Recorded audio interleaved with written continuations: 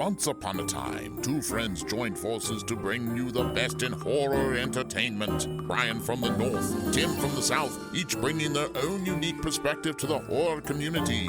Movie reviews, Blu-ray releases, beer pairings, games, and more. Welcome to your new home for horror. This is Civil Gore.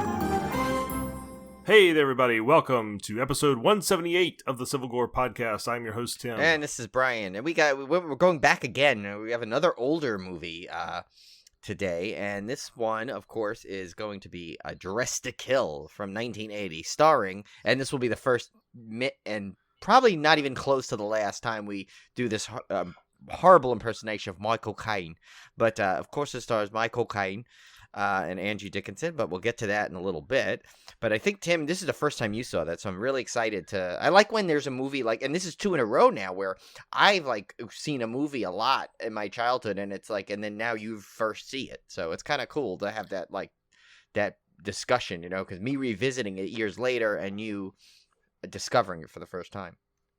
Yeah, this is one that was, and it's been long on my list. It hasn't been me avoiding this movie by any means. I've heard about it. I know you've mentioned it a lot, Brian, and it's just one of those that I've just never gotten around to watching. And by coincidence, I didn't even know this when we picked this movie. Vudu was having a sale this week, and Dressed to Kill was on sale for $7.99 for the UHDX version. So that's what I bought, and that's what I watched, and thoroughly enjoyed it, loved it, and now you're starting your new digital Michael Caine collection. Yes, Michael Caine is on Vudu. Now I will say this: I already knew the twist to this movie going in. Oh, okay. So that makes it much different than to see it. Yeah. So that was a little bit of a bummer. I think I had just picked it up through pop culture at some point. I kind of knew this going in, and as a Michael Caine aficionado, I kind of knew what the twist was going in, but we're just going to do my bad Michael Caine impressions all episode because it's fun to do. Of course. We should do the entire episode as Michael Caine, but then we would lose what limited subscribers the remainders of the few that we have. No, and it's such a fun impersonation to do Michael Caine because it's it's like he's got such a pleasant, soothing, he's like the British you. Kind of that nice dulcety tone, but in a Michael Caine way, And see, I don't think my Michael Caine is actually Michael Caine. He's just some generic British guy, but I'm just going to roll with it because, it's just fun to do. And I love people. The funniest thing is he's one of those impressions that everyone tries to do. But it's also one of those impressions where literally it's people going, "Hello, I'm Michael Caine," and that's it. And there's the end of it, and that's the impression. There's certain impressions that people do, where Arnold Schwarzenegger. A million people do him because he's got so many classic lines. The "I'll be back," the "Hasta la vista, baby." He's got all those ones. But Michael Caine, he really doesn't have... I mean, he's got a lot of signature lines, but none that people do in the imitation. Literally everyone's imitation of him is, "Hello, this is Michael Caine." And it's kind of... And possibly the little, not many people know that. Or whatever he says. Yeah. I saw it, and when I was watching YouTube impressions before the show, and a lot of people going, "Hello, I'm Michael Caine." Not many people know that.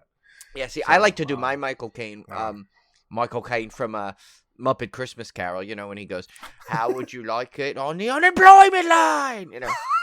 So it's that is that's Michael Caine acting Nicolas with the Muppets. Cage. Yeah, it is. It totally is. I mean, but seeing Michael Caine mixed with the Muppets is to me is one of the best things ever. It's one of my favorite movies ever is Muppet Christmas Carol. And it's funny, I when I saw it the first time, it didn't resonate with me as much as it did because I think that was right after Jim Henson had passed away. I think it was the first movie that it's definitely the first Muppet movie that came out with him gone. And I remember Kermit was a little off. Yes, I remember that because all the Muppets were just a tad. The ones that Jim Henson, they were just off, were all a tad off, slightly, and it was jarring when you grow up with something. And speaking of Muppets, now you can see every Muppet Show episode. How awesome is that on Disney Plus? Everyone that they didn't pull for being racially insensitive. Well, no, I think they put it back. They're on there. They just did? they put a disclaimer in front of them. They decided to leave that. I think they put them. We'll have to check with Cone for comfort or for confirmation on that. But I think it's I think it's what they did is they just put a disclaimer on the front of the episode, and I think they left it. I mean, I don't think they ever did anything so horrible that, from what I remember, that Disney couldn't air it. But I think it was I know the couple of episodes that they referenced, and I think it was, it's like more of like a stereotype, yeah, stuff. like that. Like sadly, it's like, I mean, that was the during those time periods, it was like, people didn't like.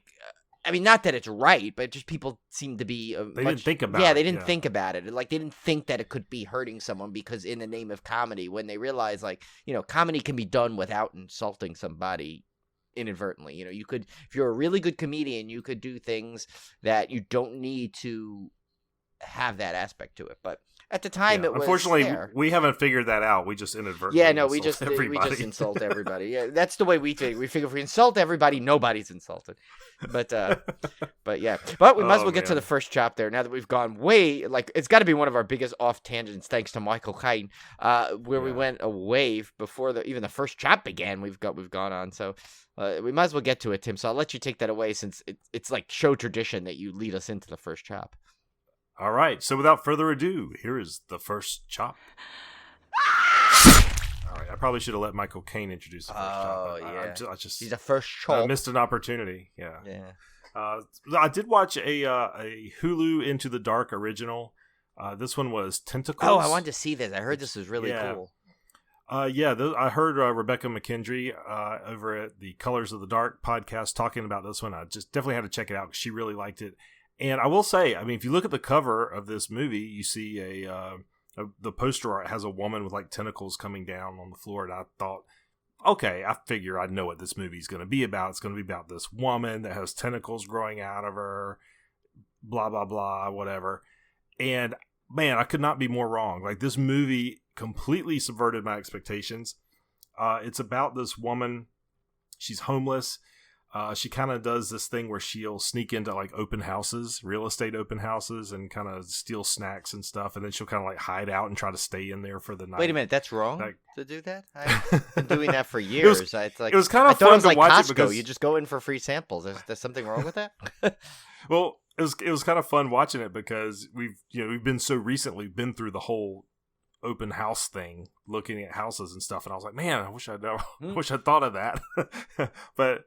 So, and she meets this guy that's also kind of in real estate. He does real estate photography, and she kind of hooks up with him, and come to find out his parents have died. They've left him their house, and he's a mess. He's an alcoholic, and she kind of sees him as a challenge to fix up, and he kind of sees her as kind of just a distraction from his life, which is going nowhere.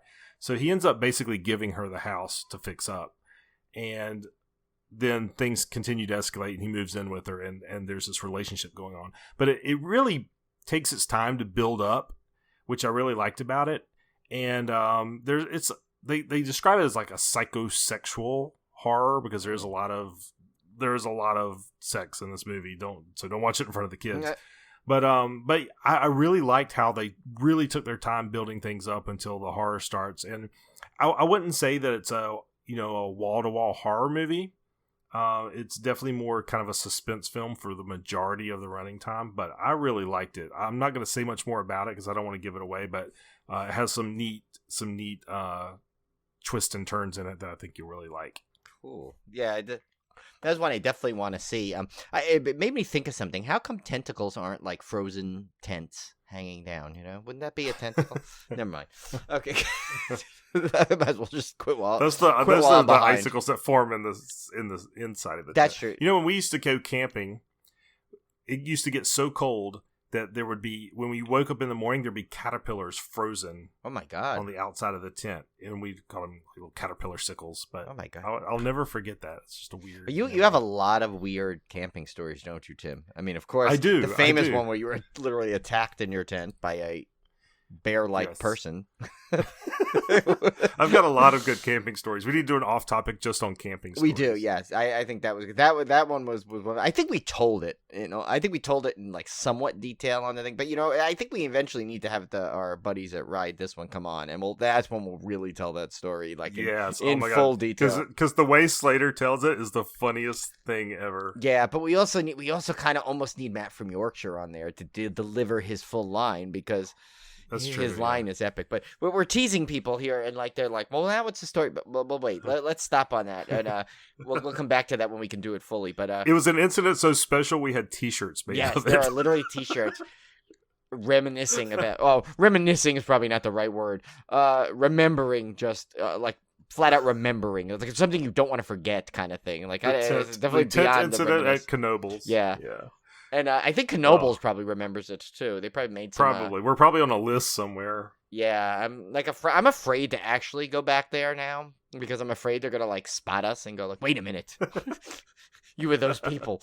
But yeah. So but moving on to fun things. I watched a lot. I ended up watching a lot more. One of these things I watched actually was a couple of weeks ago. I just forgot to talk about it.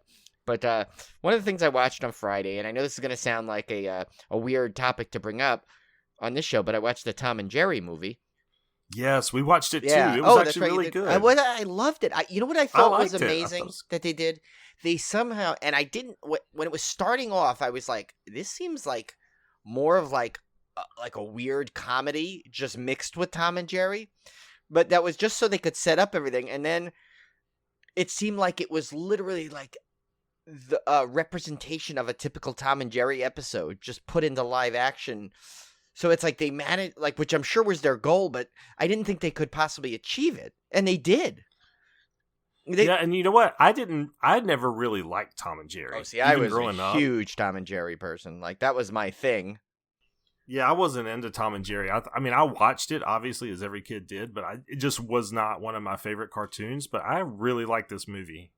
I thought it was cute. Yeah, this was great. But why it does connect to this podcast slightly, because there is a cameo if you look in the first opening scene in the park where Tom is kind of trying to scam a bunch of people out of some of their money by doing like one of those street musician deals. You get to see our someone who we had on the show, actually Haley Bishop from the movie Host, of course. And of course I pointed it out to her, and she kind of laughed. She kind of chuckled on Twitter. But yeah, like I remember Jeff Whitmire goes, "Say what?" when I said, by the way, you could see Haley Bishop. So it's kind of funny. So that probably brought a lot of horror fans to this movie. But if you have HBO Max, it's streaming free. And it's actually like a really good family movie. Like totally, you can watch it with your family. Everyone, but adults and kids can all get their own little like enjoyment out of it. So I think it was just well done. Of course, it's got Chloe Moretz, who played Carrie at one point, and has done a couple of other horror creds. I like her movies too. So that was another bonus. Yeah. So I mean, it's good cast, good comedy in there, and they totally managed to capture the hijinks and mayhem of Tom and Jerry. Oh. You know the other thing I loved about it, Brian? I loved how they justified Tom and Jerry being animated by making every animal in the world animated. Yeah, that was a really smart choice. Yeah, it was such a cool premise because it's all live action. Yeah, but you're right. You couldn't have just two of the animals animated and everything else is real, so they just made every animal animated. Like like people's pets that would come in, they would be animated, like the bulldog. Yeah. And I can't believe they actually had that bulldog that was in like some of the older episodes of Tom and Jerry. Spike, yeah. Spike. And what was so great is that like it was like that's one of the things that a lot of those animated animal movies will make, where they'll have real animals but like just the main characters are like animated. But you're right, that's a very smart choice that they made that I don't think like a lot of people may not even realize it until you actually sit there and say, wow, you know what, that's true. Every other animal in it was animated. Even the pigeons. Yeah, like even the pigeons in New York. I mean, how good is that? How smart was that call? I mean, yeah. So I think they it was definitely a fun movie, but so I definitely suggest it, especially for Tom and Jerry fans. But even as like Tim said, he's not a Tom and Jerry fan, and he really enjoyed it with his family. So, but we're not here to talk about Tom and Jerry. We're not talking about it. Now, moving on to something that's not even close to Tom and Jerry. It's also not Michael Caine, thank God, because I think I mean, even though he did Jaws the Revenge, I don't think he was shaped this slow to go into AQUASLASH. But yeah, so I saw AQUASLASH a couple weeks ago, and so here's the thing: the trailer for this is one of those trailers that were like managed to give you like the money shot, so to speak, setting up the money shot in the trailer. So and those tend to kind of either pay off because it really puts it in, or it like ends up not living up to it. And in this, it kind of did a little bit of both. So that the scene in question was they showed where the girls were going towards the water slide, and there's these like blades across, and they're heading for it, and they won't be able to stop. So you can imagine what's going to happen. So problem is that scene is in the last like 10 minutes of the movie, and leading up to it is the worst dialogue, acting, storyline you could possibly imagine. And it's like, and I don't like to criticize movies, but it was just like, I was like, what was going on? I mean, I was like, I can't believe this. Where is the aqua slashing? It's like, there's just aqua, right? This water park, and it's like some weird, like there's all these weird, like, romantic, like, extramarital trysts going on. I can't tell who's who. I mean, I swear, two characters, I thought they were the same girl, but they were different. I don't know what was going on in this, but... Oh, I hate when they do that. I hate when horror movies cast two actresses that look exactly, or two actors that look exactly the same. Yeah, and it wasn't even that they looked exactly the same. It was just... I mean, they looked enough alike to the point of where the plot was so thin I didn't care. To differentiate them at all. But yeah, I mean, I will say though, the last like 10 minutes are worth the price of admission, so to speak. But in terms of overall of a film, I think it could have been so. They had so many other opportunities. Although there is like this like mechanic guy in it that steals the movie. He reminded me of someone your brother Kevin could play. Like, he would totally, like, it's like a character he would make up. So if there's the best compliment I could give that movie, it's that there's a Kevin caliber character in it. He's like this older, like grizzled, like, water park technician guy that just is just like kind of sitting there smoking a cigarette and like kind of having all these one-liners and stuff. It's just that and the final thing is worth it. So then the next one I watched was an Alison Brie vehicle, actually, or we might like to say the Dave Franco directed vehicle, and that's The Rental, which I heard a lot of really good things about. And I have to say, I'm like, while I enjoyed it, I'm kind of torn a little bit on how much I liked it and how good of a movie I'm putting, where I'm putting it in terms of a ranking. I mean, it wasn't bad. Definitely was not bad. The performance was enjoyable. The cast were all pretty good. It was just, I don't know. It was something. I mean, I think maybe I suffer from a little disappointment, if that makes, because it wasn't a bad movie by any means. I just think it was kind of like on the predictable side, and I think I had such a high bar for it, so it was gonna, I don't think it could have ever lived up to the hype I heard about it, but it's not going to be a not recommend either, because I think it's, like I said, I enjoyed it. So I mean, it was definitely something that if you have to, I would definitely not watch it. You know what I'm saying? Does that make any sense? Mm-hmm. It's like, it's definitely a movie good enough to watch. I just can't. It's like I'm having trouble placing it on where I'm gonna like put it on like a ranking or something, like out of 10. Like, I don't know what I'm gonna do, like where I would put it yet. I think it has to sit with me. I may watch it again though, just to see, because because like I said, it was like I didn't find myself ever bored with it. It's like one of those just kind of run of the mill. Like if I had a gun to my head right now, I'd say 5, just because like right in the middle right now, which I was surprised because I expected it to be closer to like an 8. Based off the reviews. Yeah, well, that's kind of what it was with me with that. Oh, that's right. Mary You saw Shelley. it. You did see it, right? Yeah. No, I didn't see this one. But that Mary Shelley movie that came out a while back. Yeah. That's kind of where, like, it wasn't bad, but like I don't remember it. After I got through watching it, basically, it was like there wasn't enough about it to really make me kind of care one way or the other. Right. Yeah. So I kind of get that. Yeah. So I mean, and I feel bad kind of saying that because I don't mean it to be a cop out, and I don't mean it to be a like a slight on the movie because it was a well-made movie. So yeah, it's just weird. It's just one of those ones that I think some people will love it, some people will just think it's okay. I don't think anyone will go out there hating it though. I think it's definitely above that level. So, next one I saw, this one was one I don't even think I heard of it. And I just discovered it on Amazon, and I read the title of it, and I thought it was kind of interesting. It's called Bloodfest. Now, obviously, I want to see this. It's kind of like, you think about your Hellfest, Blood Feast, but so what it's about, it's basically about this, the opening scene, you see this kid, and his mom is watching horror movies, and they're like, and it's like this cute little scene where they're kind of enjoying a horror movie, and then the mother is killed in the house due to a killer that comes in. So then it cuts to later where the father is in his son, and the father is still broken, totally affected by this. Obviously, his wife is murdered, so he hates horror. But his son, because he shared it with his mom, is a big horror fan. So he still loves horror, and there's this event coming called Bloodfest.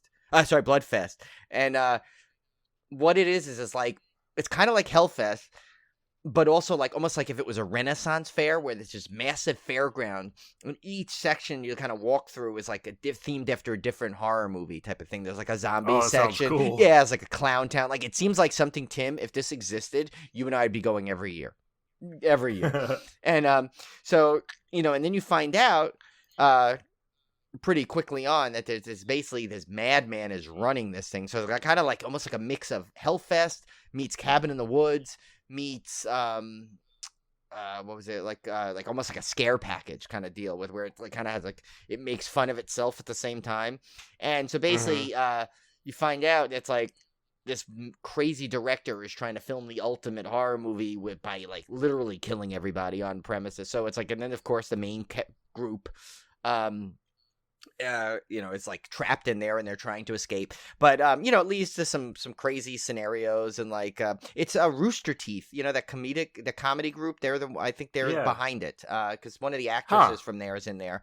So there's definitely it's definitely a nice mix of horror and comedy, but it doesn't hold back in the gore. The comedy's there. It's really good, and it's just a lot of like funny horror tropes, and it's just like it really is just a fun movie, and I didn't expect, like I didn't hear of it before, and I enjoyed it, and like right away I'm like, okay, what is this? Let me see if it's available on Amazon. It was like $10, so I ordered it on Blu-ray after I had seen it, because I'm like, I kind of want this for the monolith. I really enjoyed this movie, so it's just one of those ones like I think horror fans will really enjoy, and also is still much better than Haunt in my opinion.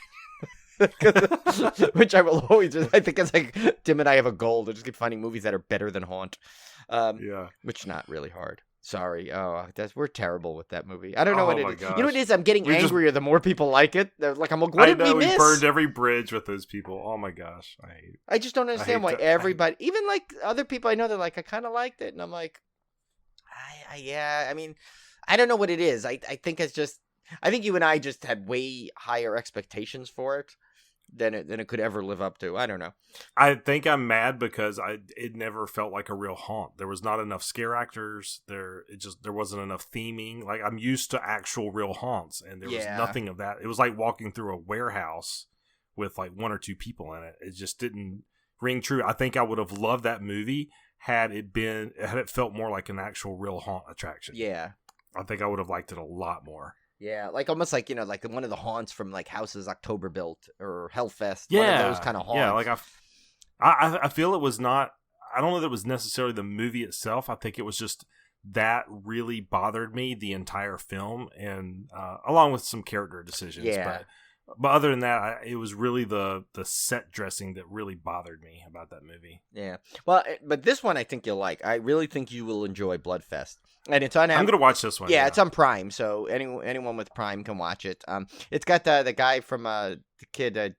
I always get his name. It's Jacob Balaton, the one who plays Peter Parker's friend in the Marvel Spider-Mans. Oh yeah, I like him. Yeah, so he's great in it. He's like such a good. Well, I don't know why he's not in more things. I like every time he's in something, I enjoy it. So he's got to be in more things because he's really good in this. And actually, the one of the main actresses, I think she's the voice in that new Disney movie that's out. What is it though? With the something with the dragon. Oh yeah. I know what you're talking about. I don't remember the name of it, but yeah, because she's I want to say she's I think the voice in it. Let me double check. Oh no, I'm sorry. It's I got that wrong. I'm sorry. You know what she's in? She's in she's in a Legend of Korra animated series is what she's in. Oh yeah, I've heard of that. Yeah, so that's what she's in. And she was also in the last Airbender movie. Her name was Seychelle Gabrielle. Yeah, so she's in it too. So a lot of people may recognize her from a bunch of her stuff. But now moving on to much different two movies I watched. It's funny. I have to preface this with saying that like Brea Grant can be in like obviously any movie, and I'm gonna love it that she's in because so far I loved After Midnight with her in it, and the next two actually had her in it. I didn't realize she was in the second one. The first one I know she was in because she wrote it as well, and that's Lucky, which I know was a special premiere on Shudder, like back on their like special Halloween fest thing that they had. They showed a really early release of it, and I know Jeff Whitmire was raving about it. And this is actually gonna, as you hear this episode, it's been released on Shudder. Did you get to see this yet, Tim? You did? I have not. No, oh my God, this is by far one of the most unique horror movies I think is going to get a lot of talk this year. I mean, it's already got a lot of good press, and it lives up to it and exceeds it. I think it's that good. It's really, I don't want to go too much into it because it's really heavy on the metaphor and you know, a lot of like to give too many things in it would kind of rob the viewer from seeing those metaphors. But just like it basically it touches on how you know, basically I saw it worded perfectly in a review. It basically it touches in a horror film way, but it shows you how society has failed women. And so it's a really strong message. And I'll tell you, Brea Grant wrote this, and she did an amazing job writing this and starring in it. So, but basically the premise is this woman every night, she's visited by a mass killer. And she keeps having to fight him off, and he keeps coming back night after night. And but it's just so well done. I think, Tim, this one will blow you away. It's that good. And I think everyone that sees it will like just be like, you know, it's just so unique and different from usual horror movies that you'll see, especially nowadays. So I think that a lot of people will love this one. Also, by the way, you have to keep an eye out for one of our good friends in this movie, which is Kim Burns from Kim and Ket. You can see her in the crowd scene in the book. There's a book what do they call the book discussion signings, you know, where the author sits at the so anyway, they show a crowd shot, and you can clearly see our good friend Kim Burns from Kim and Ket is in there. So I was like, I remember I messaged her. I said, "Did you keep a cameo secret?" And she just laughed. She was like, "Yeah, well, I didn't want to say anything." It's just she was funny. Brian's an eagle eye, man. He's gonna spot you. Oh if you're my God, I will spot anybody in a movie. Yeah. Then the next one, the final one is Brea Grant is in this. This is The Stylist, and this was, remember, Tim, you and I had seen the short of this back when I think Shudder had it on. Remember when they used to have that little Shudder shorts section that they took away? I was kind of disappointed. But anyway, so they had a short of this. It's about a hairstylist that kind of like feels like she's kind of I don't know, out of touch is not the right word. She just has a lot of social anxiety and feels like she just wants to be a part of society, like she wants to be a part of people's lives that she interacts with. But this is the full-length feature, and Najera Townsend, who is the lead in this, she plays the stylist. She is so good, and I think it's part of it that is just the writing and direction of this. I don't think I've ever seen social anxiety portrayed so well to the point of you're like, oh my God, I get it. Like, like everyone does this where well, maybe not everyone, but most people I'm sure have had this moment at least once where you've said something and then you sit in the car afterwards, you're like, oh my God, why did I say that? Or you went in a work meeting and you came out and you're like, oh my... well, this is like almost like she is like so wants to be part of the one of her clients' life, which is Bria Grant's, because she kind of has a friendship with her. She wants to be so much part of her life that she is like so obsessed with every little thing she says, and it's like you see that, oh my God, and Jared Townsend, I hope I'm pronouncing her name right, does such a good job. You like feel it. You just like feel the angst and social anxiety she feels with the decisions she makes and the things she says, and you know how like she's just wants to. It really is just, it's such a great movie, and it's very, there's a lot of it's definitely a horror movie though, because you get a lot of horrific and like I wouldn't say gory scenes, but I mean there is there's definitely more gore than you would think of when you see when you find out the plot of this movie. So, but yeah, it's another one, and that is on actually the Arrow streaming network. That just okay. Yeah, so it's an Arrow movie. Tim, we do have the screener, so you don't need to go on Arrow to see it. We still have the screener of it, but okay. But yeah, so they but for all those listening, if you want to check it out, you can get the Arrow player. I think it's was it $5 a month? It's just I went through it and I there's so many streaming services. We discussed this. I mean, you can only have so many. I mean, without then you might as well just have cable again, where you have 5 billion channels and you have. I know. I think I looked at. I calculated it up the other day, and I think I was already spending like $70 on streaming services, which is now approaching cable prices. Yeah, I mean, and I do. We have the full cable and all these streaming services. I do, but I tell you, we that deal we got though with for the Paramount Plus.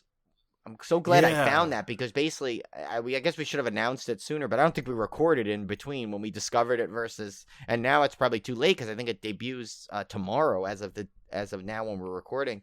But it was basically you can get a full year for 50% off. So like Tim, I think you paid $50 because you wanted the ones without commercials and live TV, but since I have CBS on my cable, I didn't need the live TV. So for me it was $30 for the whole year of Paramount Plus. Yeah, I got it for $50, and that's the ad-free with live. The reason I got the live TV is because they have sports, and I've literally been without sports since like years, because we cut our cable years ago.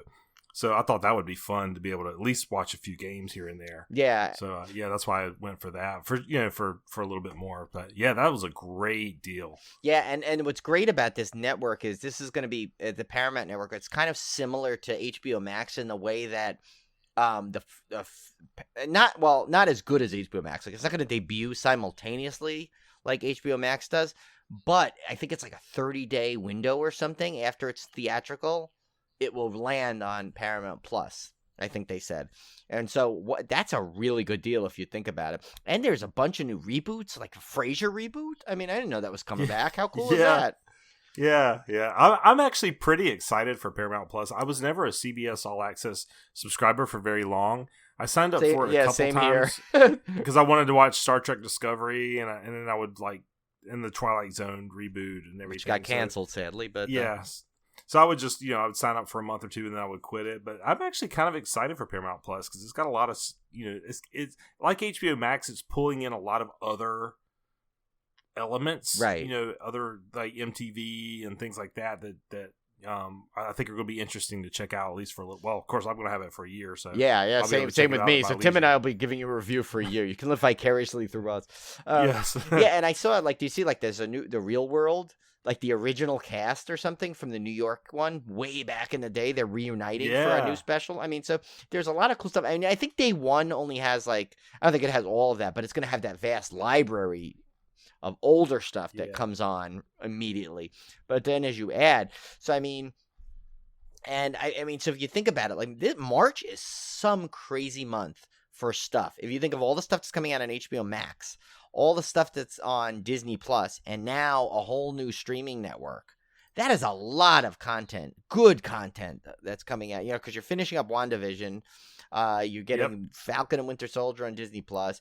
You're getting a couple of new series on there, like that Mighty Duck series, which I'm kind of curious about. Then on like HBO Max, you got, of course, Godzilla vs. Kong. You got the Justice League. So it's like, I mean, you have a lot of stuff in March alone, which good, because March usually sucks and it's long.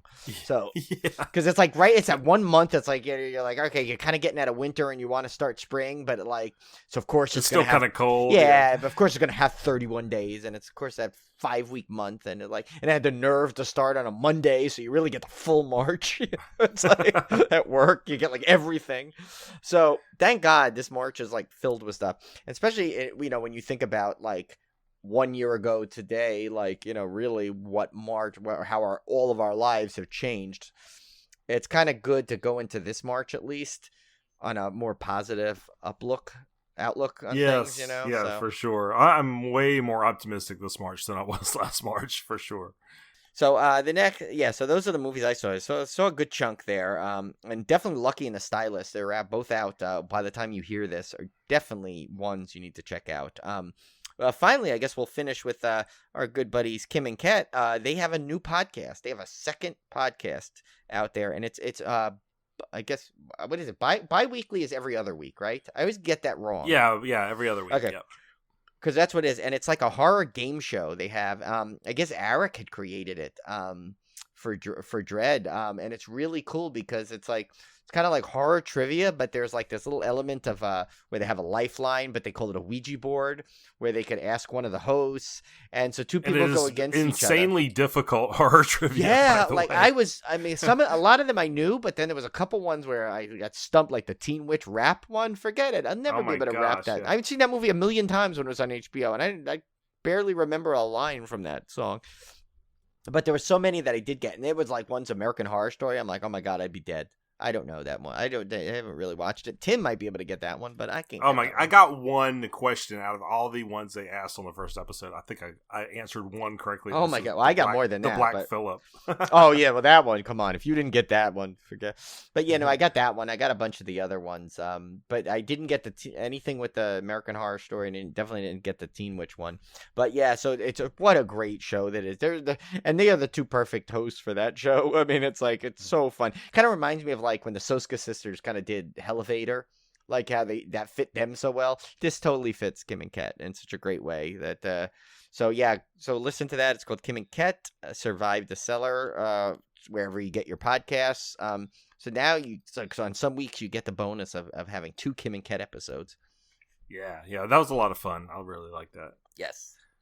All right, so let's get to our main feature, Dressed to Kill, with Michael Caine. 1980, Brian De Palma, starring Michael Caine as Dr. Robert Elliott, Angie Dickinson as Kate Miller, Nancy Allen as Liz Blake, Keith Gordon as Peter Miller, the great Dennis Franz as Detective Marino, David Margulis as Dr. Levy, and Brandon Maggart as Cleveland Sam. Did you recognize who that was? By the way, Brandon Maggart. He was the main guy in Harry in Christmas Evil. Like he was he was like the Santa Claus guy which by the way, like every time I watch that movie, like I like, how did that guy not get like to be a bigger acclaim? He was so good in that movie. That was a weird but great movie. But his performance was like incredible. Like imagine it didn't have they didn't have a good person to play that character. Yeah. Oh my God, I love that movie, especially the part when he's like he gets caught up and he's dancing and he's like laughing and he's like and that like the party scene. I don't know why. Okay, we met on a tangent there, but anyway, that's why I included him, because I wanted to make sure we give Brandon Maggart a shout out there. Yeah. So synopsis: a mysterious blonde woman kills one of a psychiatrist's patients, and then goes after the high class call girl who witnessed the murder.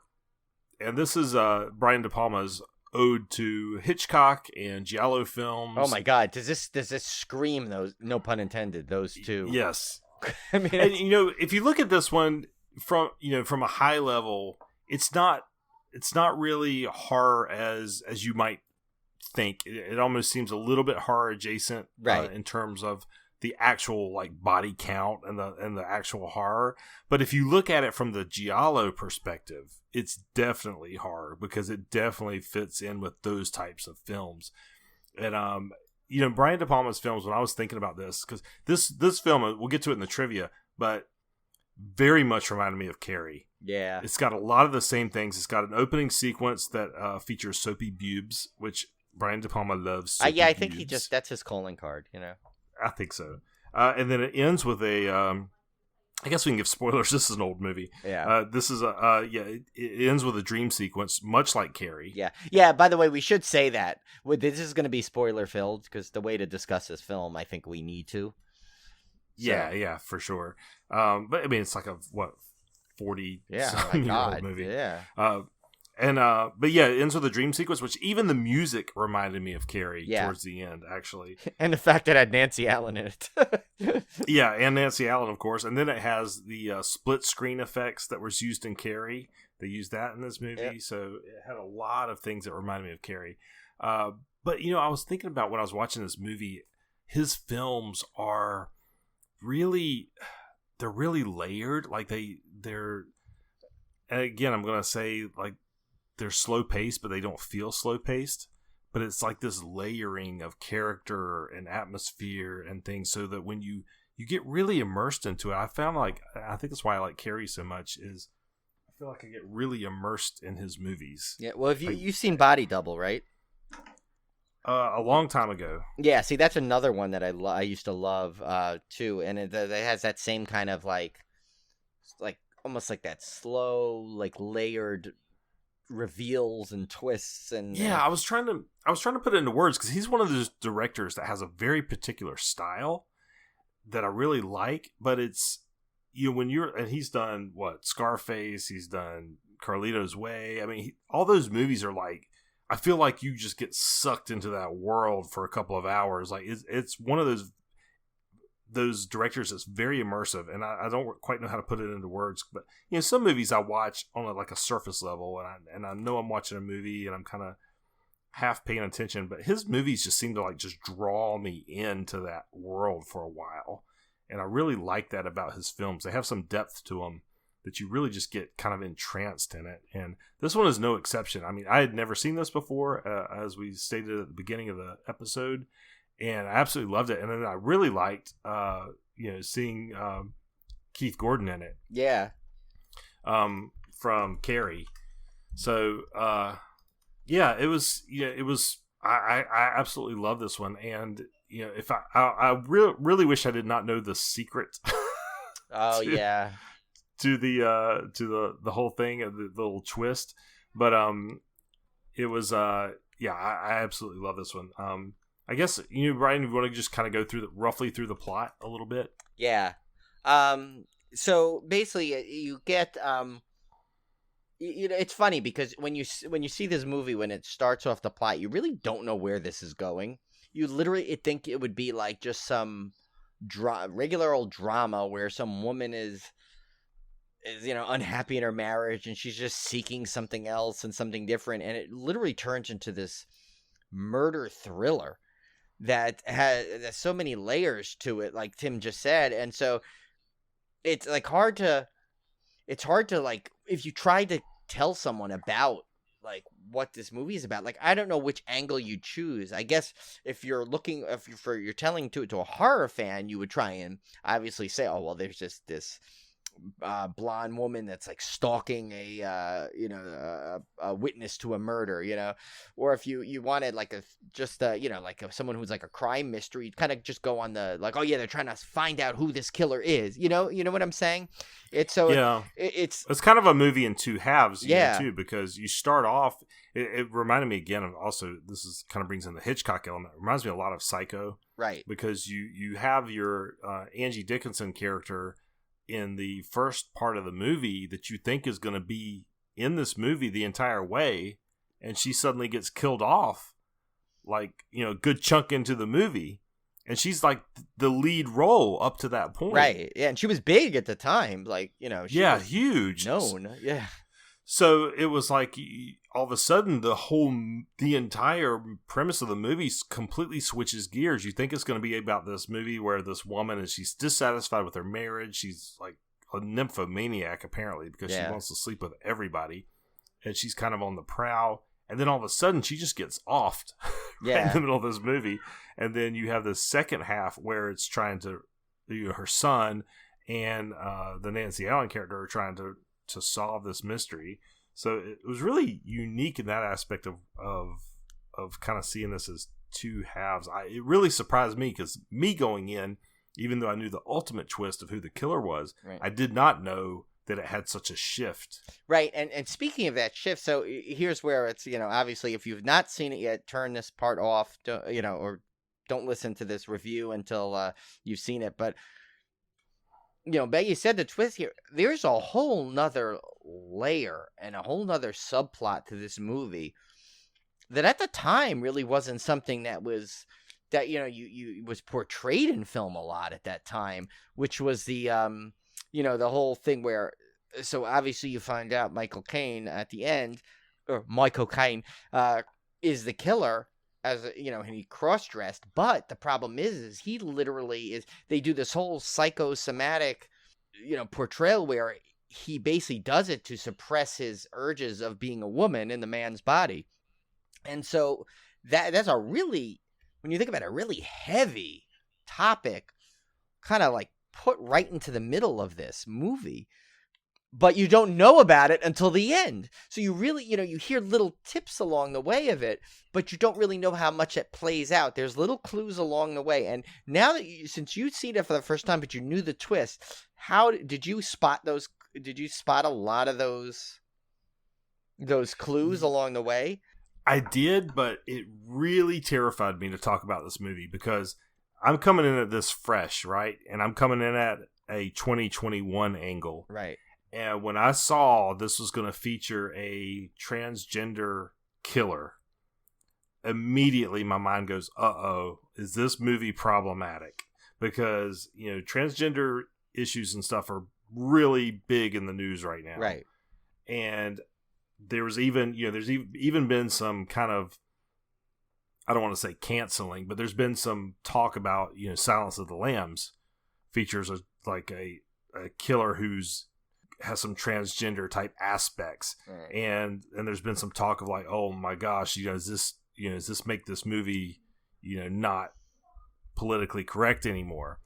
Which is, Silence of the Lambs is one of my favorite movies of all time. It's in my top 5 easily. So that really bothers me. Like, I don't want it to be, I don't want it to be, in that realm of where it's, it's not okay to watch or talk about. So this one, like, when I saw this had a transgender villain, I was really like, my guard was up. Now I will say that I believe, and again, I'm speaking of this from somebody who is not, I'm not an authority.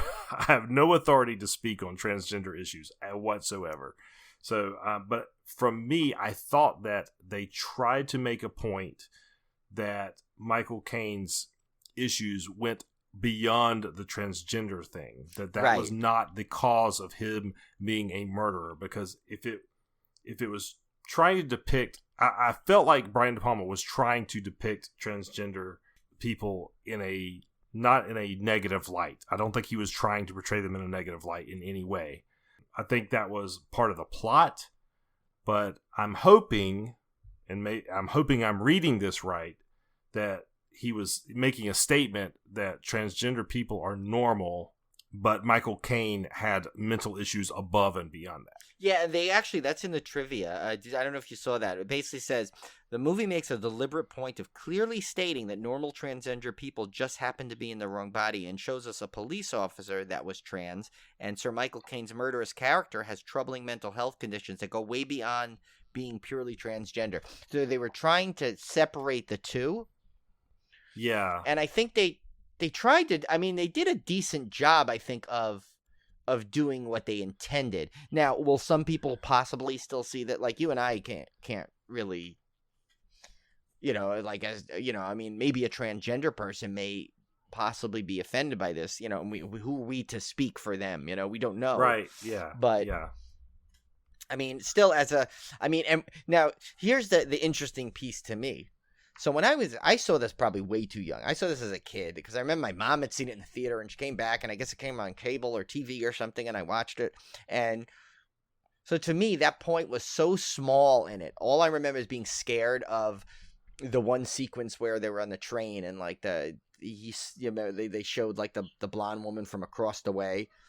Mm-hmm. And like when I was a kid, I probably missed all that stuff. All I thought, like probably as a kid, I'm like, oh, so he just dressed up as a woman to, in my head, probably as a kid, he dressed up as a woman to throw everyone off the case. You know, like it didn't dawn on me that, you know, so what have I must have been like 10 seeing this. I would have not known any of that, any kind of issues. And that didn't dawn on me, any of that.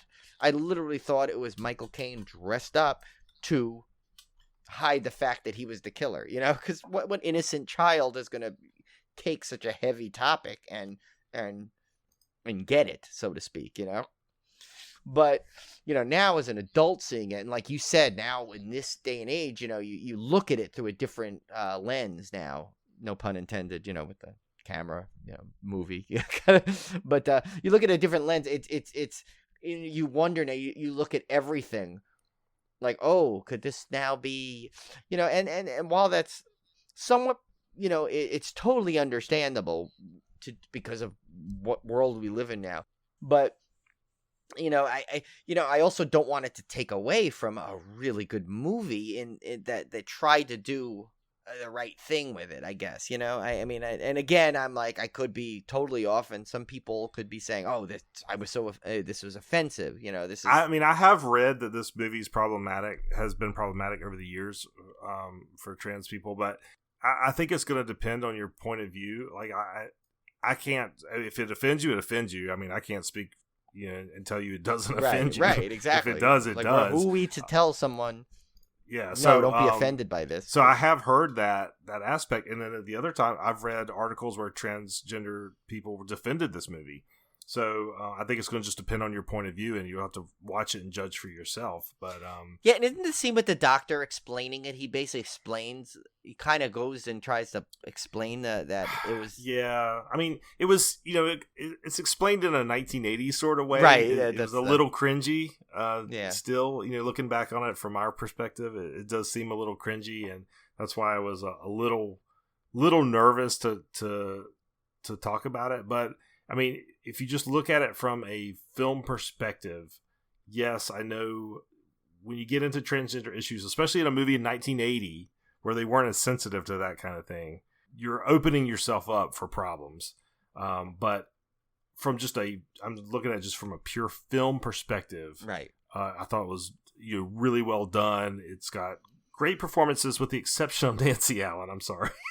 See, I don't mind. I didn't mind her in it. I liked her in it. I don't know. She's okay, but I don't think she's like the greatest actress in the world. But that's just me. But yeah, everything else, the Brian De Palma, the direction and everything. He's a brilliant director, so it was. I loved everything around it, and in kind of the same way that I can appreciate Silence of the Lambs, even though that character Buffalo Bill may be a little problematic today when looking back on it. You know, it's one of those things that you know, in my mind, I don't see them. This is just me. In my mind, I don't see them as a villain because they are transgender, right, or because they are cross-dressers. I'm not making that association in my mind that that's why they're bad, right. And this is tricky because it used the fact that he was, though, as sort of the plot point on why he was. I see why people would think that, because, like, you know, they say he was, you know, whenever he was aroused, his female, I guess, side would come out. But it you know, back then it's like, you know, it at the same time it kind of makes such an interesting plot twist to it, like in more of a, you know, so it's like it's so hard to, you're right, it's hard to discuss because I don't want to sound insensitive by saying how well done it was, because, You know, it's like, because then you're saying, oh, well, then you agree. You know, it's like, you know, it's one of those things where you could be, you know, whatever you said. But like, if you look at it as a film twist, as the motive, it's a very interesting, you know, kind of thing. Like, it's like the almost like over the top reaction, so to speak, of it. But yeah, I mean, it definitely made for a riveting, like, thriller, you know, and like down, like, you know, and like, I don't think, and they even like made it so that you would, you know, when you thought you might have been onto something, you get, there's enough red herrings thrown in there and twists and everything, so you don't quite know for sure who the killer is.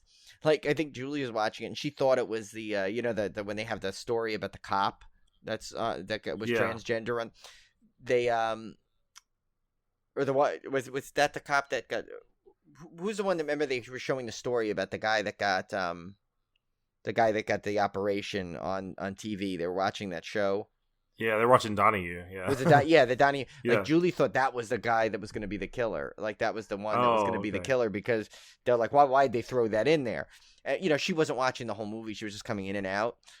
But she was seeing enough of it, so she thought it was there. So it's funny, by just seeing a few minutes of it, she kind of was on to something with the guess on it. But, you know, but then again, you have to go back 40 years when you just, so it's like hard. Like, I don't think they had this thought process in that, it, like, to be careful with it. I think they might have just got a little bit fortunate that they did a good enough job, I guess, for you to say that some people defended it, some people.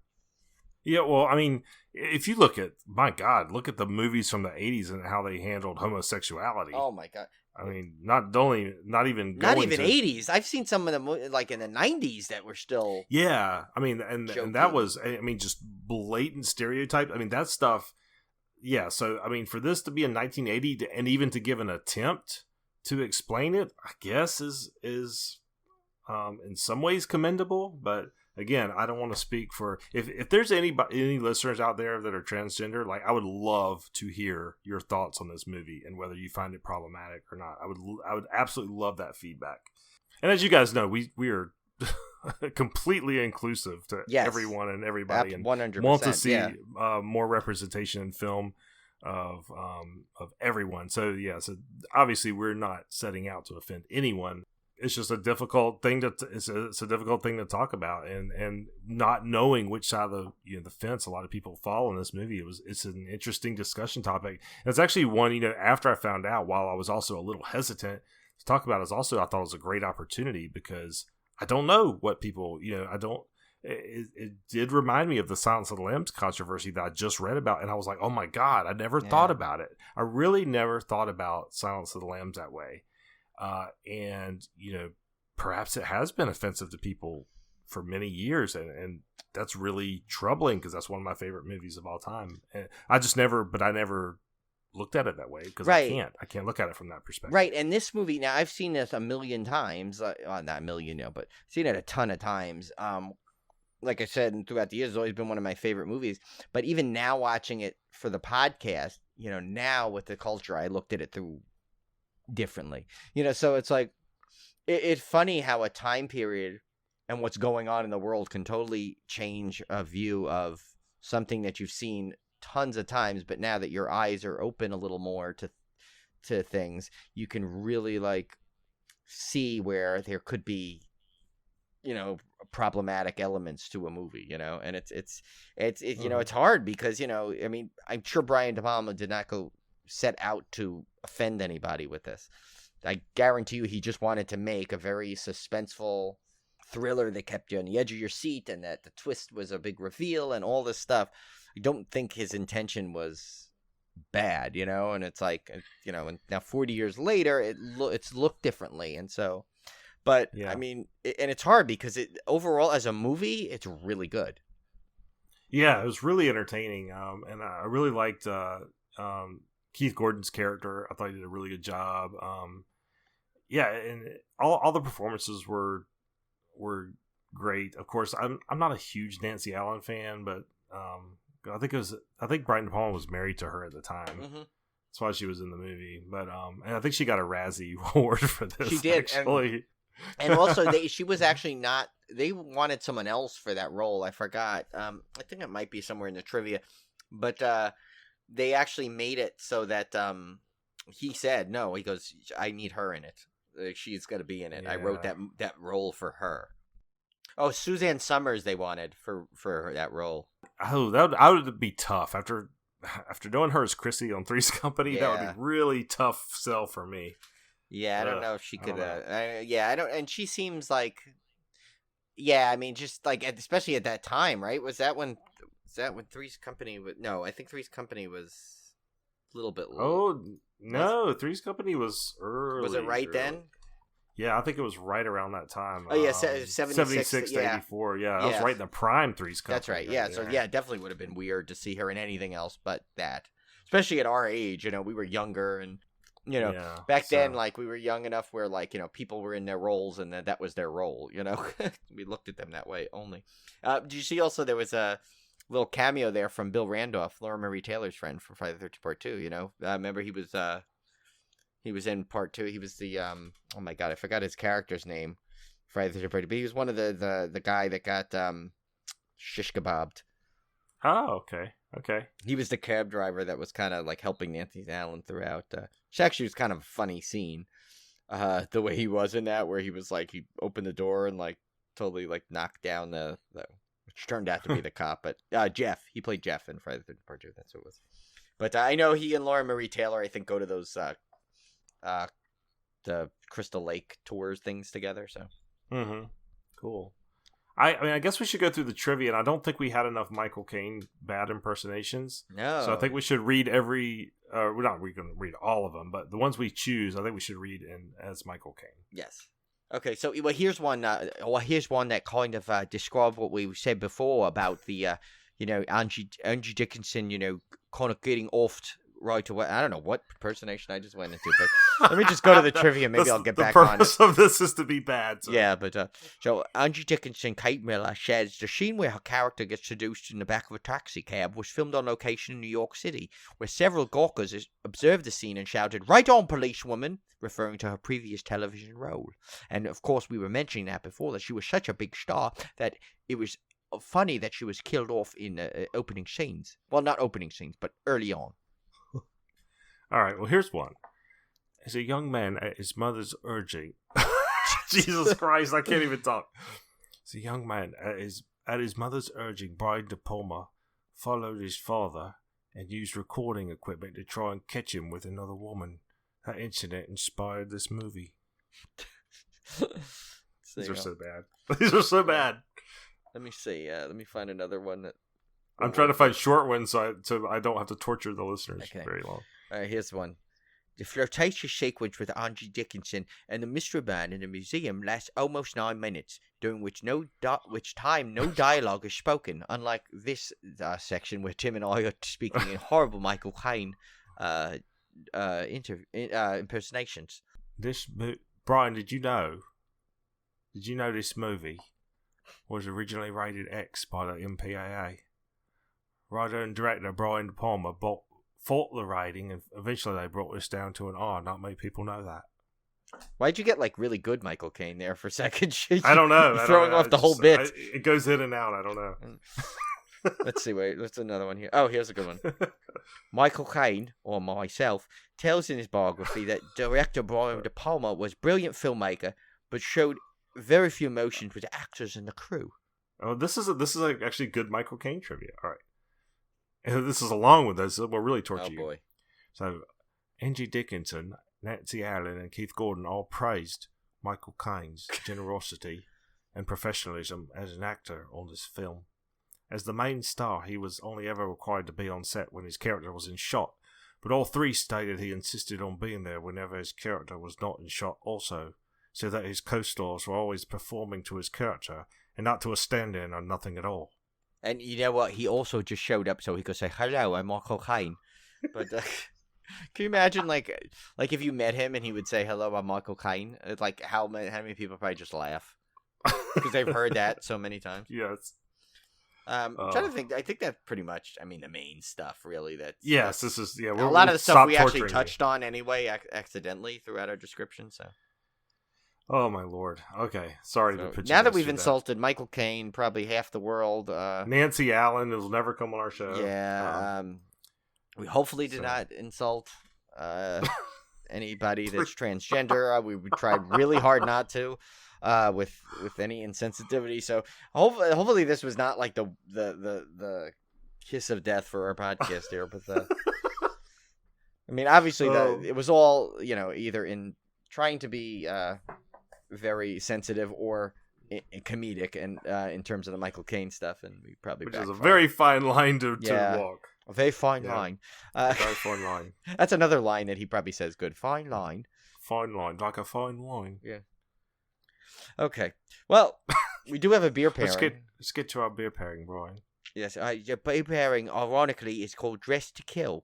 It's by Hidden River Brewing That's a little Company. on the nose, isn't it? It is, just a bit, but it's got a nice, it's good flavour there. It's a Hidden River Brewing Company from Douglasville, Pennsylvania. It's got, I don't know why they said it this way, but this is a 5.10%, but I think it's supposed to be 5.1. But anyway, let me just do this in regular, because I'll never get through this.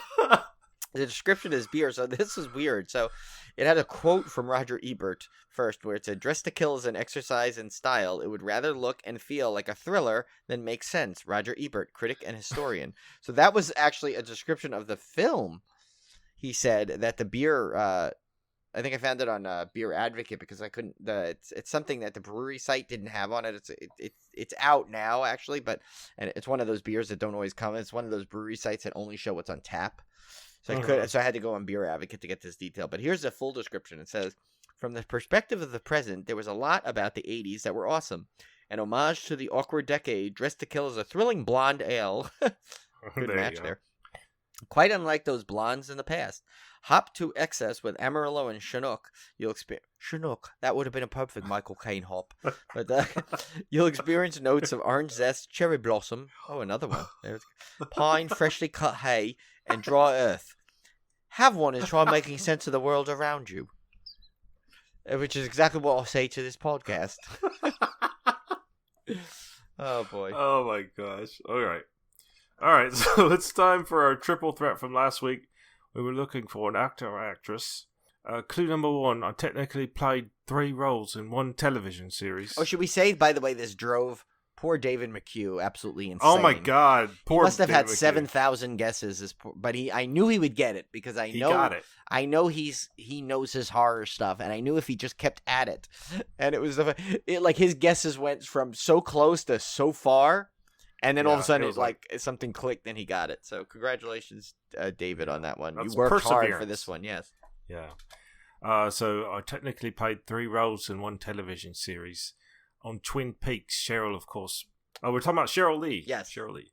On Twin Peaks, Cheryl, of course, played Laura Palmer, but also Maddie Ferguson, Laura's cousin, and Carrie Page in season 3. Yes. Clue number 2: they say diamonds are a girl's best friend, and in my case, also a husband. Cheryl is married to Jesse Diamond, who is the son of Neil Diamond. I didn't know that. Okay, that's cool. Yeah, and see that I think that's where I think that's the one that probably David he said we were diabolical. I think that was the clue, because it's like what a sneaky clue we Did I ever tell you about the time I went to a work party that was okay, so I went to a convention in San Francisco for Citrix, and we got invited by one of the vendors to this club where they were having this big party for all the work people. And at this party, it was hosted by this Neil Diamond cover band called Super Diamond. Oh my God, Julie loves them. She saw them. We tried to see them like 6 times in the past. Oh my God, and every time something happens. Like one time it was that we were gone. Well, yeah, she said they are so good. They're much better than the Saving Silverman version of with Jason Biggs, Jack Black, and no, this guy is really good. He even kind of looks like Neil Diamond, and he sounds like him. And the weird thing was they had all these girls dressed up as in really skimpy superhero outfits. Like sexy Wonder Woman, sexy Batwoman. Is that because it's Super Diamond? Is that why? I don't know, but they were all walking around. It's weird. It's a weird it's a weird vibe when these conventions, like they know there's gonna be like a lot of geek nerd type guys there, so they always like hire these really beautiful hot models to walk around. Now see It's that, really, that's something that's so. Think about how like insulting that is. It's like okay, we It got is. nerds there. It's- We're just gonna show legs and boobs. it's really weird. It is, but it's like, oh my, it's kind of, I don't know. It always kind of creeped me out in a little way. Like you have all these booths. They call them, you've heard of booth babes. Yeah. Oh yeah. like- When like I went these to the dental conventions. conventions, they actually even had them. Believe it or not. Yeah, and they do that with all these conventions because they know all these nerds are gonna be the only ones showing up at the convention, and they like it's. I don't know. I find it kind of. It's weird to me. It feels kind of exploitive to me. I don't know. It's just I don't know. That kind of stuff creeps me out. I don't really like. It makes me uncomfortable. Can I ask you a question though? When you met the guy, did he go, "Hello, my friend, hello"? No, but when they did, of course, when they did Sweet Caroline, we all did the bump bump. Oh, you have It was to. fun. Yeah, yeah. It was fun. Yeah. Can I ask you one more question? Sure. Like when you wanted to get a like a flavor of ice there, did they go cherry? Okay. Never mind. Although I will say this, they were offering to take picture. You could get your picture taken with the like hot superhero models, and I said, "There's no way in hell I'm getting my picture taken with that and having proof when I come back home to Olivia Oh my god. that yeah, I was at this club with all these hot supermodels. There's no way I'm not getting that picture taken." Yeah, you Right. may get in a little bit of trouble there too. Yeah. All right. So clue number 3. I have worked with 3 of the 4 Baldwin brothers. I think that's what drove him insane too. By the way, David, he was like, but they were all in this. Hey, wait, they were in this. Do you know how many Baldwin brothers there are? How many movies? it was actually quite enjoyable. But sorry, David. Cheryl worked with Steven in Fall Time, Daniel in Vampires, and William on the TV show Dirty Sexy Money. Cheryl Lee. Now there's a piece of trivia that this will just help you get nowhere in life. Okay. Yeah. I'm really like impressed David McHugh got that one. That was a tough one. It was, but I knew he would. I knew because he's so determined to get them that I know that if he probably like would literally like probably replayed that over and over again, listened to every clue and like scoured the internet. He might even gone to the dark web on this one. I don't know to find out. Where now this one I think this one's a lot easier, David. So you should. Yeah, really I get think this it's a good easy one. All right, we're looking for another actor or actress. Clue number 1. I starred in the second film of a trilogy, although audiences didn't know this at first. Clue number 2. I did voice work as a character for a TV version of a classic 80s family film. Clue number 3. My first starring film role was also the first feature by the director. If you guys know us, you should probably be able to get this one. Yes. I think, and this one I think is pretty. It's much more straightforward than the other one. So yeah.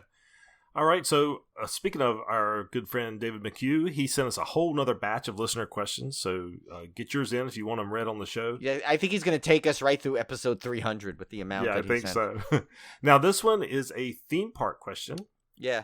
And this one's going to be really easy for me. Yeah. Well, I know since you've only been to one of these. But now I took it as, okay, so the question is, he said Cedar Point or Six Flags Magic Mountain and Great Adventure. So I assume it's Cedar Fair versus Magic Mountain and Great Adventure combined, right? Is that, I guess, how you took it to? Or is it each?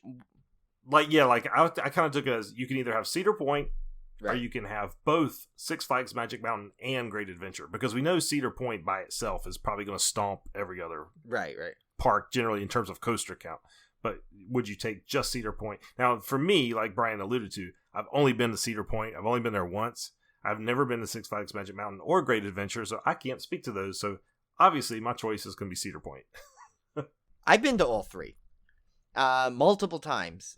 Great Adventure mostly a lot because obviously it's in New Jersey, grew up in New York.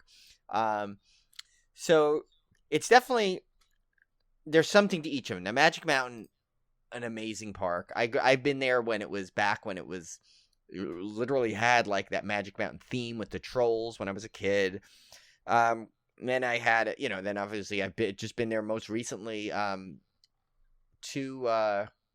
was it now 2 years ago? Yeah, it was for Tom Fest. We went there. So, and I actually had a season pass at Magic Mountain. So I had a season pass at Magic Mountain one year because that's what Julie's present to me was, a Six Flags pass, and that's where we bought them from. So it was kind of funny. So I actually own a Six Flags Magic Mountain pass, a Great Adventures pass at one point. So not a Cedar Point pass. A Great Adventure, of course, I grew up, so it has that sentimental attachment to it, but I've grown to more despise the park because I hate driving to get there. Sometimes it's so frustrating. I've had so many horrible experiences there. I've had great experiences because they have some great rides there. I'm looking forward to going back this year once I'm vaccinated to try their new one, Jersey Devil, which looks amazing. I mean, one of my favorite coasters, which Nitro, is there, but I still say, I think in terms of if I had to pick one, I'd probably pick Cedar Point. For a couple reasons. One, the whole experience of Cedar Point is pretty fun, especially if you stay at the Breakers, because you literally have this amazing theme park to one side and this beach and water on the other side, and there's bars. That bar you can go down and like bring your beer out to sit in the fire pits at night, and you can walk along the water, and there's just like this whole like cool, fun, like resort feel. And that hotel, doesn't it kind of remind you of something like at a Dirty Dancing, like with that, like that, Yeah. like that whole like people go there for the summer and you live there, and like I've been there a few times, and of course Cedar Point has some sentimentality also, because for two reasons. One, the first time I ever been there was on our road trip back when Julie moved to New York. When we moved her back, we took a road trip. I flew out to California. We drove all the way back, and Cedar Point was one of the last stops we made on the way home. And so that was exciting because it was my first time being there. I heard about it for years. I was so excited. So there's that sentimentality. But then also that if Cedar Point was the first Coaster Radio meetup where Tim and I actually met for the first time. We used to talk online all the time, but that was the first time we met. We met you and Kevin, and of course Chris Rankin, and a whole bunch of other friends, and that really started. Cedar Point started friendships that are just have grown stronger since that point, of course. So, and that's where Civil Gore was born, essentially. I mean, it's crazy to think how close I came to not going. I know. Can you imagine what things would have been like? Because after that, remember, we became friends, such good friends so fast, and then we were already like talking about, like, within a couple of months later, we were talking about our Dollywood trip for March, remember? And like, it was so, it's like, it really was like, Cedar Point was just the sentimentality of it. And I mean, not even besides how great the park is and how great the ambiance is and all the rides and just everything about it. It's just, yeah, I mean, obviously, you could see where this is going, where that would be my pick if I had to get rid of the other. And it's funny because Magic Mountain is an amazing park in terms of coasters and rides and stuff. I mean, it is, but it's like just Cedar Point there's something about it that just the other parks just don't have, no matter what they do. I mean, yes, they may have, like, Cedar Point may, like, not every ride is the best there. There's some coasters there that are good, but there's some coasters there that just can't be, like, I mean, like, still, I mean, I know Tim and I are in the same thing. We're Fury over Millennium Force. Not that saying Millennium Force is bad, but we're Fury, right. 325 guys. I mean, but some of the other ones, like, Magnum is like one of the, oh my God, what a ride that is for a hyper coaster. Steel Vengeance is really great. Which you didn't get to try yet. You still need to get there. Yeah, I mean, I've even got the hoodie. Oh, that's right. Yeah, which I love. Yeah, so I mean, and that's great. I love Gatekeeper. I just love the park stuff. And then of course, as like probably something that like a lot of people would like be like, like, but you, me, and Kevin, I know we love that little like boneyard section on the train ride that goes around. Yeah. And well, also you got to look at it. It's a Cedar Fair park, and generally Cedar Fair, I think most people agree Cedar Fair is better than Six Flags in terms of just operations. Oh yeah. I mean, it's amazing amount of stuff they fit on that peninsula though in Sandusky over there, but yeah, I mean, it's just, and then we that little cool museum in there. Remember where it has all the old like that has the cool model of like of the old Cedar Point stuff and all the Oh, memorabilia. and the great arcade with the old retro pinball machines. Yeah, and I mean, really good arcade. Yeah, there's even like a little petting zoo in there. That's what the last time we were there. I remember Julie and the last day on the way out, we were walking and we stopped and spent like an hour in the little petting zoo, just because it was you could like literally walk in there and all the animals are like there for you to play with and stuff. It's really like it's just a cool park. I mean, it's and it's like anyone that's been to Cedar Point, I have never heard someone that says, "Oh my God, that park didn't live up to my expectations." Or oh no, it far exceeded my expectations because and even me as at the time not a big coaster rider, I knew Cedar Point that was you just knew that was like the roller coaster park, and it completely surpassed my expectations. Now, granted, part of that was just meeting cool friends and the fun of the meetup and that whole thing, but at the same time, it's just from the only regional parks I had really been to before that was, of course, Carowinds, Six Flags Over Georgia, maybe a couple other smaller parks. So this was, it really blew me away, the scale and how many rides they had packed into that park.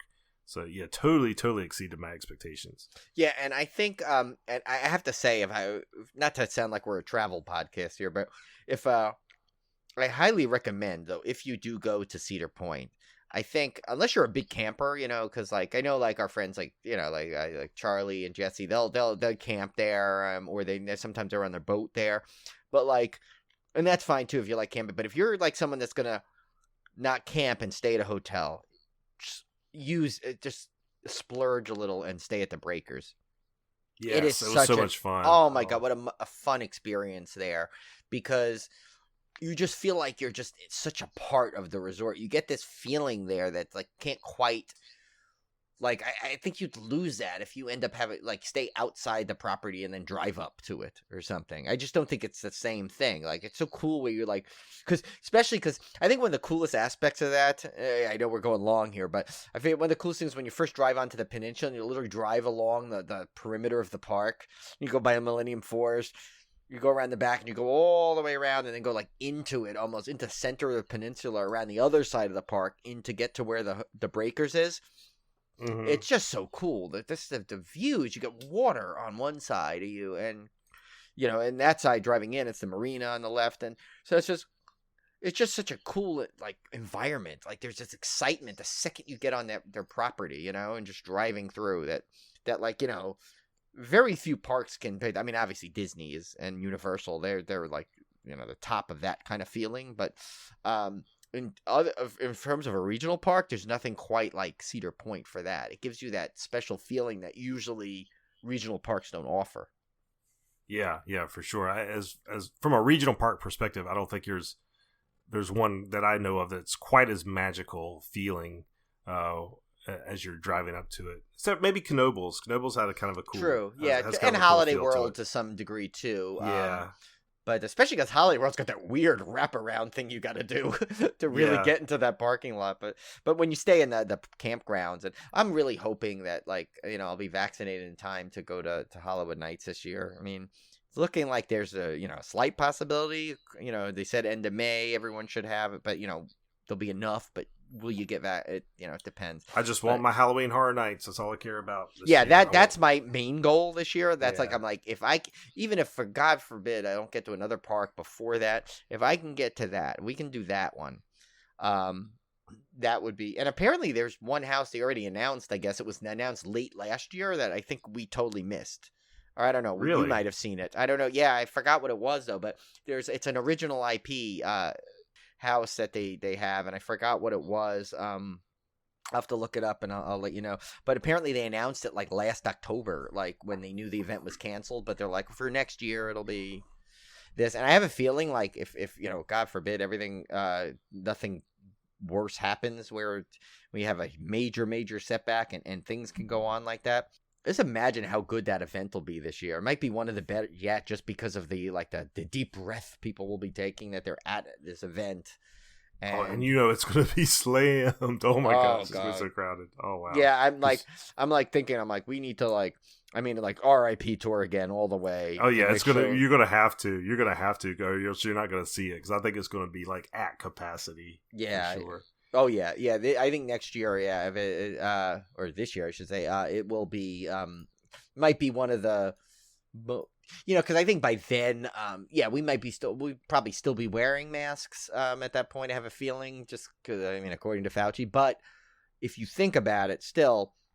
Like, I think the capacity things will be removed, like the capacity limits, I mean, they may still do a way that you're not, like, totally smushed. They may do something with the queue so you're not crammed against everybody the whole time. But I don't think they're going to limit, like, only 25% are in. I think it'll be, like, full capacity could, be allowed. It's just I think there'll still be some precautions. But, I mean, some of those things are probably good anyway because, who ever loved being smushed against somebody for... Yeah, I'm all for social distancing forever. I know, yeah, like that to me does not bother me one bit. In fact, I always thought people were too close to me to begin with. Alrighty, guys. Well, we will see you back here next week. By the way, many thanks to the people who reached out. As you guys know, we had a family emergency last week. My father-in-law passed away. We had some people reach out, and I really appreciate your kind words and your concern. We are doing fine. Everybody's doing well. So we will see you back here next week with another mystery movie. I don't know what it's going to be. Yeah, I know. We haven't figured it out yet. We'll have to think of something good. Yeah, maybe another movie that I saw that Tim never did. And if you guys have any suggestions, please shoot us a Twitter or a Facebook message or an email to our Gmail address, and we will take it into consideration. Yes, just we like always do. Michael Caine would take. Yes, Michael Caine would take. If you got another Michael Caine movie, even better. Well, I'd love to do my movie The Hand when it comes out. It's coming out, I think, in May or June of this year on. Except not for Bloody Jaws 4. I'm not doing that. No, that doesn't count. That's a Michael Caine regret. That one paid for my house. That's all it did. Yes, that's all it did. It was get me a house and a door. But yeah, that's it. Oh, yeah. And sorry, Mike. Apologies to Michael Caine. Who, if there was even the remotest chance of him ever coming on the podcast, that's gone. Yeah, well, him and Richard Dreyfuss are definitely on our blacklist now. They're never coming. Yeah, you forgot about me, didn't you? Yeah. Okay. Yeah, we haven't done Richard Dreyfuss in a while. Wow. I don't know. By the way, there's a 4K version of Don't Look Now coming out, so you can see Donald Sutherland's baby smooth ass in full glorious 4K HD, which I'm going to pick up. I don't know if you could handle that. Frankly, Tim, I don't know if you're ready for that. I mean, you barely survived like the regular like 70s enhanced version. I'm gonna buy an 80-inch TV and I'm gonna pop that puppy on there and have his ass in like 80-inch wide 4K. I don't know if anyone should experience that. Really, that might be too much for anybody. To really. Oh, that would. Oh, I'll tell you though. I like if you do live to tell that tale. I'd like to hear it. Yeah, I'll post photographic. Get it? Tale? You hear what see what I did there? Yeah.